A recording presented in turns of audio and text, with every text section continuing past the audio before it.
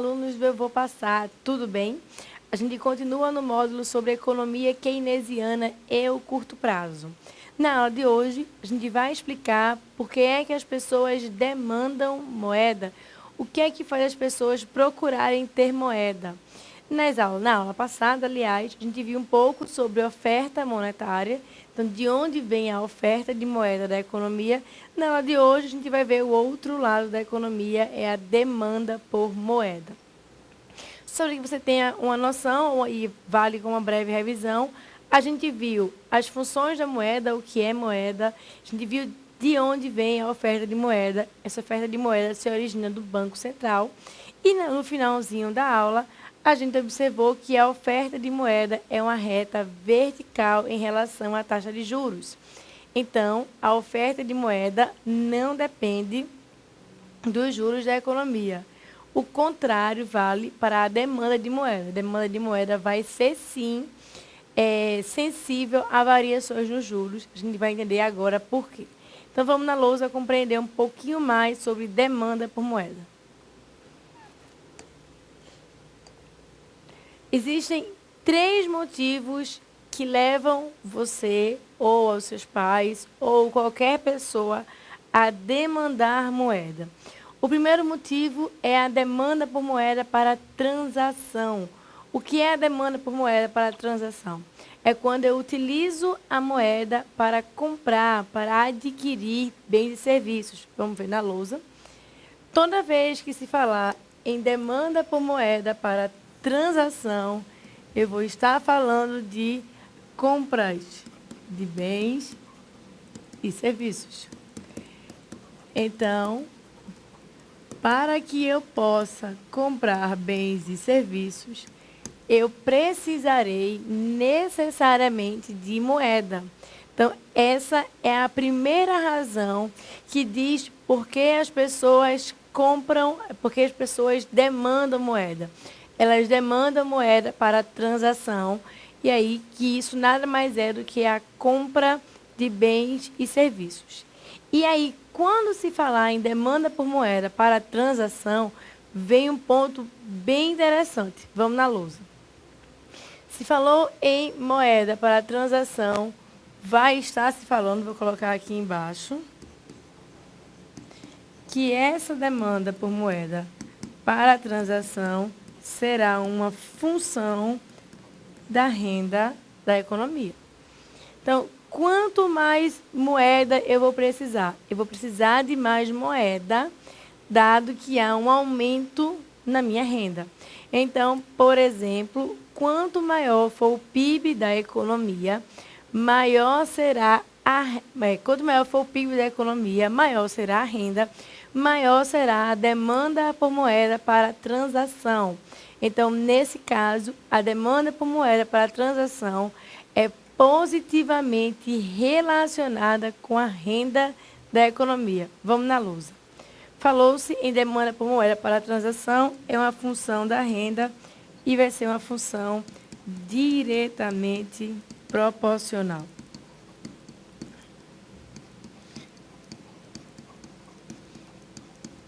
É o que está escrito agora. Então, quando a renda aumenta, a demanda por moeda para transação também aumenta. Que mais eu preciso compreender? E, aliás, só para ficar bem clara essa ideia, é só lembrar do fluxo circular da riqueza expandido. Se você lembrar, saía bens do mercado de bens e serviços, esses bens e serviços entravam lá nas famílias. Como fluxo de volta, vinha o fluxo monetário.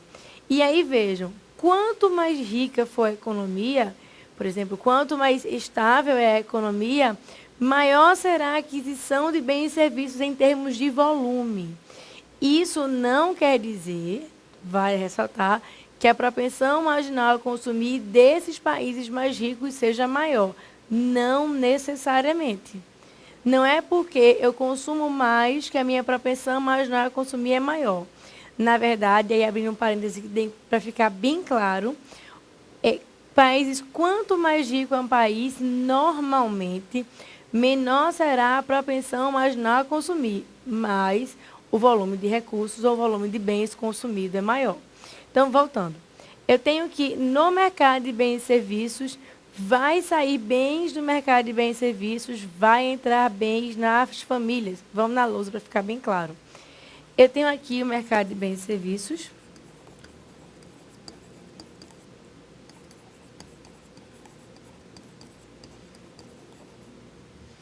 Tem um Szinho aqui. Esse vai entrar bens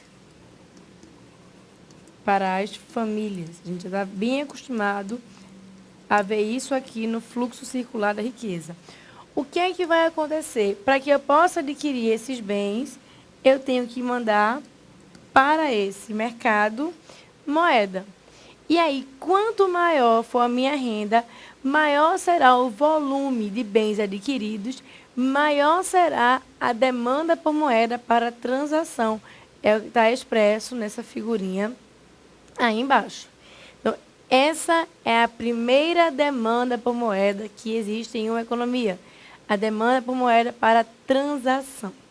Existe um outro tipo, existe uma outra razão que leva as pessoas a demandarem mais moeda. Essa razão se chama precaução. Vamos ver na lousa. Qual é a demanda por moeda para precaução? É a demanda por moeda que eu utilizo para, caso exista alguma eventualidade, eu ter essa reserva. Então, por exemplo, a demanda por moeda para precaução é aquela demanda por moeda que eu deixo disponível na minha conta corrente. Eu estou disponível ali porque, caso eu precise, eu já tenho aquele volume de moeda separadinho lá guardado. Então, essa é a segunda razão que leva as pessoas a demandar moeda. A demanda por moeda para precaução é a demanda por moeda reserva. Eu vou deixar aquele recurso, aquele montante de recurso separado, para caso eu tenha alguma necessidade. Vamos na lousa. A demanda por moeda para precaução seria a demanda por moeda associada à necessidade de reserva, caso exista alguma contingência. Um terceiro tipo de demanda por moeda que existe é a demanda por moeda para especulação. E aí, essa demanda por moeda, ela é bem interessante. Por que ela é bem interessante? Porque ela depende de uma outra variável que não renda, que é o caso da demanda por transação. Ela depende de uma outra variável chamada de juros na lousa. A demanda por moeda por motivo de especulação vai ser uma função da taxa de juros na economia. E aí, antes de falar mais sobre a demanda por moeda para a especulação, você deve estar se perguntando em função de que varia a demanda por moeda para precaução. Então, só para clarear, a demanda por moeda para precaução também depende da renda. Então, quanto é que eu vou reservar? Quanto maior for a minha renda. Então, se eu tenho uma renda de 5 mil, eu vou deixar X de reserva. Se eu tenho uma renda de 20 mil, eu vou deixar Y de reserva. Se eu tenho uma renda mensal de 100 mil, eu vou deixar W de reserva. Então, esses volumes de renda, esses volumes de moeda que eu vou separar, dependem da minha renda. E aí, normalmente, o que é que as bancas fazem? Elas unem a demanda por moeda para transação com a demanda por moeda para precaução em um tipo só de demanda por moeda na lousa. É muito comum a gente ver que a demanda por moeda para transação e a demanda por moeda para precaução sendo tratada como a demanda, de forma geral, como a demanda por moeda para transação, porque nos dois casos depende da renda. E o que é que mais a literatura diz? Ela diz ainda que, dado que eu estou reservando dinheiro para poder gastar depois com bens e serviços, estou reservando aquele dinheiro para caso eu tenha alguma necessidade de comprar mais bens e serviços, faria sentido juntar todos esses dois motivos de demanda por moeda e enquadrar em um só, como demanda por moeda para transação. Vamos marcar na lousa. Esses dois motivos aqui são comumente denominados de demanda por moeda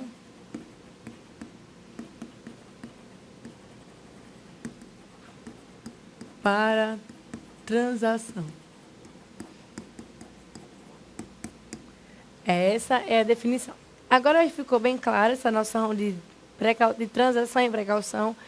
Tudo vai ser visto como demanda por moeda para a transação. Vamos estudar um pouco da demanda por moeda para especulação. Essa demanda por moeda para especulação vai ser nosso ganchinho entre o mercado monetário e o mercado de títulos. Vamos na lousa. É importante ter a compreensão de que essa taxa de juros vai unir o mercado monetário com o mercado de títulos. Títulos esses que podem ser governamentais, títulos do governo, assim como podem ser títulos de empresas privadas. Um exemplo desses títulos são as debêntures. Então, o que é que eu quero que você compreenda? Essa demanda por especulação depende dos juros. E aí, como assim depende dos juros? Veja, a taxa básica de juros hoje, dia 26 de dezembro de 2011, é de 11% ao ano. Segundo determinações do Copom, a taxa básica atualmente empregada no Brasil é de 11% ao ano, a taxa Selic, que significa Sistema Especial de Liquidez e Custódia. E aí, o que é que você observa? Que imagine que a taxa de juros suba, vá para 50% ao ano, por alguma razão. Você iria consumir mais ou menos? Você iria consumir menos, uma razão simples. Você vai colocar o seu dinheiro agora no título do governo. Você vai comprar um título do governo que vai lhe proporcionar consumir mais no período seguinte. Então, o que é que acontece quando eu tenho um aumento dos juros? Esse aumento dos juros vai levar a uma redução do consumo. E se eu estou consumindo menos, eu vou precisar demandar menos moeda para a transação. Então, o que é que a gente diz em termos de demanda por moeda? Toda vez que os juros aumentam, eu vou demandar menos moeda, porque eu vou colocar os meus recursos no mercado de títulos. Daí a gente diz que a taxa de juros seria a ligação entre o mercado monetário e o mercado de títulos. Vamos marcar na lousa um esqueminha para ficar bem fácil. Vamos ver. Deixa eu só adicionar aqui uma página, para não ficar tumultuado. O que eu tenho? Digamos que haja um aumento da taxa de juros, que a gente agora já está chamando de I, e I de juros em inglês. Então, aumentaram os juros. O que é que vai acontecer com isso? As pessoas vão diminuir a demanda por moeda. Por que elas vão diminuir a demanda por moeda? Porque, nesse caso, fica mais atrativo especular em termos de fazer a moeda gerar mais recursos, gerar mais rendimentos no mercado de títulos. E aí, o que é que se pode dizer quando se fala de taxa de juros e demanda por moeda para especulação? A demanda por moeda para especulação, por natureza, tem o objetivo de fazer a moeda utilizada pelas famílias, pelos usuários, gerar mais recursos, ela mesma gera mais recursos. Ou seja, você coloca o meu dinheiro na poupança, eu vou ter, digamos, 7% ao ano. Esses 7% ao ano gerados pela minha poupança é a demanda por moeda que eu uso para especular. Qual é a ideia da especulação? Eu vou pegar o meu dinheiro para que ele gere mais dinheiro. Isso eu posso fazer utilizando, por exemplo, a poupança, que é um tipo de investimento, embora não muito rentável. Eu posso fazer isso comprando os títulos do governo. Então, essa é a ideia que eu preciso que você compreenda. Se falou em taxa de juros, vai se pensar na demanda por moeda para especulação. E nessa demanda por moeda para especulação, quando os juros aumentam, eu vou demandar menos moeda para a transação, porque eu vou investir os meus recursos nos títulos. normalmente títulos do governo. Então, vamos voltar na lousa. A taxa de juros gera uma redução na demanda por moeda. Voltando aqui, toda vez que se falar em taxa de juros, vou botar aqui de laranjinha, por motivo de especulação, essa demanda vai depender dos juros empregados pela economia. E aí uma coisa importante que deve ser notada. Eu vou dizer, então, que a demanda por moeda da economia será uma função que depende dos juros e que depende da taxa de juros. Mas que depende da renda, que é o Yzinho, e que depende da taxa de juros. E aí, o que é preciso que você compreenda? Porque a demanda por moeda dependerá da renda. Porque eu tenho uma vertente da demanda por moeda que é para transação. Transação, aí você vai lembrar transação e especulação. E precaução, desculpa. E existe uma outra demanda por moeda, que depende dos juros, que é a demanda por moeda para especulação. Então, essas duas variáveis influenciam a demanda por moeda da economia. E aí, é isso que eu preciso que você compreenda hoje. Eu preciso que você compreenda, primeiro, que a demanda por moeda depende da renda, e aí depende positivamente da renda através da demanda por moeda para transação. E eu tenho que a demanda por moeda depende dos juros. A demanda por moeda varia inversamente com os juros através da demanda por moeda para especulação. Vou marcar na lousa. É muito comum você encontrar que a demanda por moeda vai ser um LY vezes Y menos um LI multiplicado por I. Onde esse LY e esse LI são os coeficientes que estão ligados à variação da renda e à variação dos juros. E aí o que é importante é esse sinalzinho negativo, que mostra que a demanda por moeda é negativamente influenciada pela taxa de juros. Está aí bem claro analiticamente para que você não se perca. O que mais eu preciso compreender sobre a demanda por moeda? Vamos ver na lousa.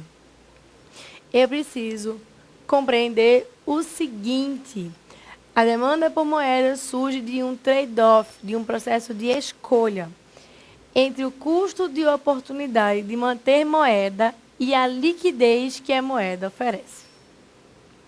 O custo de oportunidade de manter moeda depende da taxa de juros de curto prazo e não da taxa de juros de longo prazo. Vamos marcar na lousa para ficar bem claro.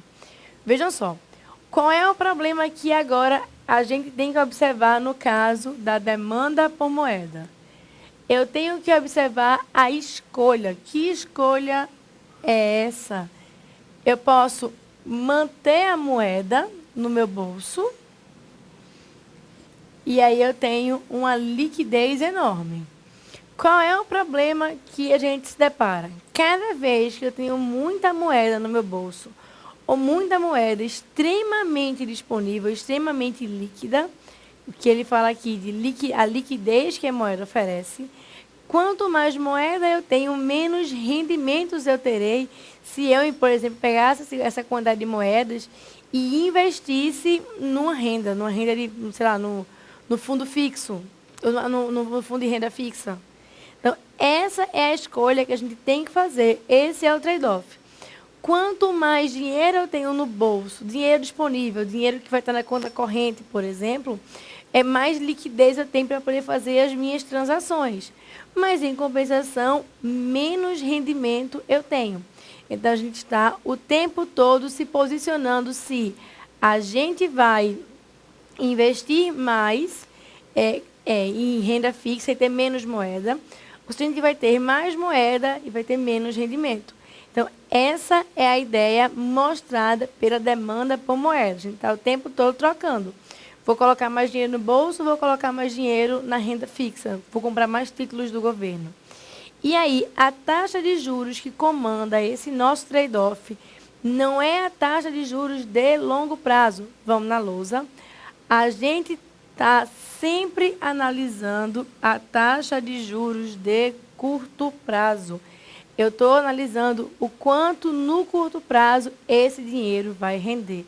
E aí isso tem que ficar bem claro na sua mente. Por fim, o que eu preciso compreender? Eu preciso compreender o formato gráfico da demanda por moeda. E aí, para desenhar a demanda por moeda, a gente vai usar os mesmos eixos que foram utilizados para desenhar a oferta de moeda. E nas abscissas, a quantidade de moeda, na ordenada a taxa de juros, na lousa. E aí a gente vai ter que a demanda por moeda é uma coisa negativamente inclinada. Vamos compreender bem isso na lousa, vamos ver. Por que é negativamente inclinada essa curva que a gente vai chamar de demanda por moeda? Porque à medida que a taxa de juros aumenta, esse Rzinho é a taxa de juros real, que no nosso caso, por enquanto, vai coincidir com a taxa de juros nominal. Então, quando a taxa de juros real ou nominal, por enquanto, as duas serão a mesma coisa, essa taxa aumenta, o que é que vai acontecer? Haverá uma redução na demanda por moeda. Eu vou chamar a demanda por moeda, só para reforçar, de MD. M de moeda e D de demanda. Então, vai ser MD de demanda por moeda, MS de oferta por moeda. E aí, por que a demanda por moeda diminui? Porque haverá um aumento na demanda por títulos. E aí, nesse caso, quando há um aumento na taxa de juros, haverá uma redução da demanda por moeda, independente do nível de renda que prevaleça. E aí, o que é importante que você observe é que essa curva que está desenhada aí, ela é uma curva que é a demanda por moeda para diversos níveis de juros à medida que eu tenho o mesmo nível de renda. Na lousa, eu terei, por exemplo, aqui uma demanda por moeda associado a um nível de renda Y1. E aí, o que é que eu tenho ainda? À medida que a renda vai aumentando, a gente já viu que as pessoas passam a demandar mais moeda. Vamos na lousa. Por exemplo, digamos que a minha taxa de juros seja a taxa de juros básica da economia, que prevalece hoje, 11% nominal. Eu vou demandar essa quantidade de moeda que está aqui, que eu vou chamar de M1. O que é que a gente observa? Saiu, por exemplo, hoje no jornal, que o Brasil passou o Reino Unido e é a sexta maior economia do mundo. A gente está cada vez chegando mais perto aí do topo das maiores economias. Se o Brasil passou o Reino Unido é porque a nossa renda aumentou. Se a nossa renda aumentou, o que é que vai acontecer?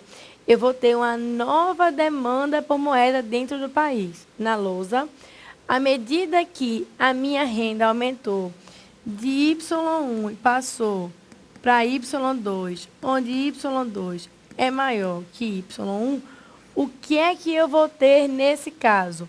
Que para a mesma taxa de juros, já que a renda aumentou, a demanda por moeda também vai aumentar. Vai sair de M1 para M2. Ou seja, toda vez que houver uma variação na renda da economia, no PIB da economia, vai existir um deslocamento da curva de demanda por moeda. E aí agora eu tenho uma demanda por moeda nova, que é uma função dessa renda 2, que vai me dar uma nova demanda por moeda para a mesma taxa de juros. Então, o que eu preciso que você compreenda é o que é a demanda por moeda. Ela explica a relação de por que as pessoas procuram moeda. Essa demanda por moeda, diferentemente da oferta de moeda, que independe de qualquer coisa, ela dependerá de dois fatores. Ela dependerá da renda, que é a demanda por moeda para transação, dependerá dos juros, que é a demanda por moeda para especulação. Se eu colocar em um eixo quantidade de moeda e no outro eixo taxa de juros, o que é que eu vou ter? Eu vou ter que, quando os juros aumentam, a quantidade de moeda que as pessoas desejarão ter é menor. Por quê? Porque elas terão agora uma maior compra de títulos. E aí, nesse caso, o que acontece? Vamos na lousa. Eu vou andar, digamos, desse ponto que eu vou chamar de A para esse outro ponto que eu vou chamar de B. E aí, nesse caso, a demanda por moeda diminui, é o que está sendo mostrado aqui. O que mais a gente precisa saber? Que quando isso aqui acontece, é quando eu saio de A para B, é apenas quando há uma movimentação da taxa de juros, sem nenhuma alteração da renda. Quando, ao invés da taxa de juros, é a renda que varia, a gente vai deslocar a demanda por moeda, por exemplo, aí de MDY1 para MDY2, porque houve o aumento da renda e aí, nesse caso, a demanda por moeda vai para a direita.